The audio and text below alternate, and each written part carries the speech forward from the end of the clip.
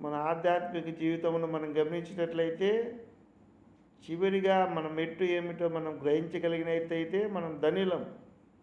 అదేమనగా మన యొక్క ఆధ్యాత్మికత చివరి ఘట్టం ఏదనగా దైవత్వములో పాలు పొందుట.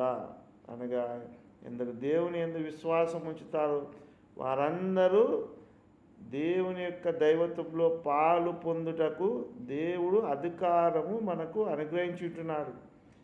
ఎందరు ఆయన విశ్వాసం ఉంచుంటున్నారో వారందరూ దేవుని పిల్లలకు అధికారం కలదని దేవుని మాటలు చెల్లిచున్నవి. చివరిగా మనము దేవునిలోకి ఐక్యమైపోతాం. ఆ ఐక్యం ఎలాగైతాము? మనము దైవత్వము పొందితేనే, దైవత్వంలో పాలు పొందితేనే, అనగా విశ్వాసంలో, పరిశుద్ధతలో, ధైర్యంలో మనము పరిపూర్ణులమైన తర్వాత, అనగా ఏదైతే దేవుడు తన ఆత్మ ద్వారా మనల్ని బలపరిచి నడిపించి మనల్ని ఆత్మీయంగా స్థిరపరిచిన తర్వాత, మన మరణగడైన లోకమును విడిచిన తర్వాత మనము దేవునిలోకి ఐక్యమైపోతాం. అది ఎలాగ ఐక్యమవుతాము? దైవత్వంలో పాలు పొందినప్పుడే. కాబట్టి మనము దేవుని యొక్క స్వనీతిని ఆధారం చేసుకొని, మన నీతిని ఆధారం చేసుకొనక దేవుని యొక్క నీతిని ఆధారం చేసుకున్నట్లయితే మనం ధన్యులం.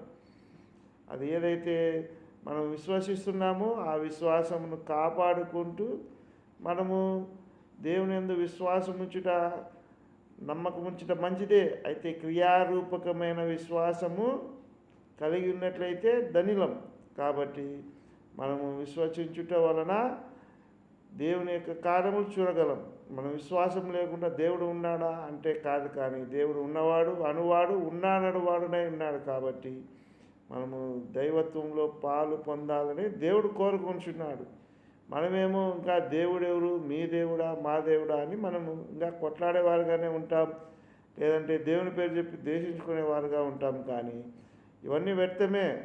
అయితే మనం దైవత్వంలో పాలు పొందుట దేవుని చిత్తం. కాబట్టి మనకు దేవుడు అలాంటి దయను, అలాంటి అనుగ్రహమును అనుగ్రహించునుగాక. ఆ దైవత్వంలో మనం పాలు పొందుదుము గాక. ఆమేన్.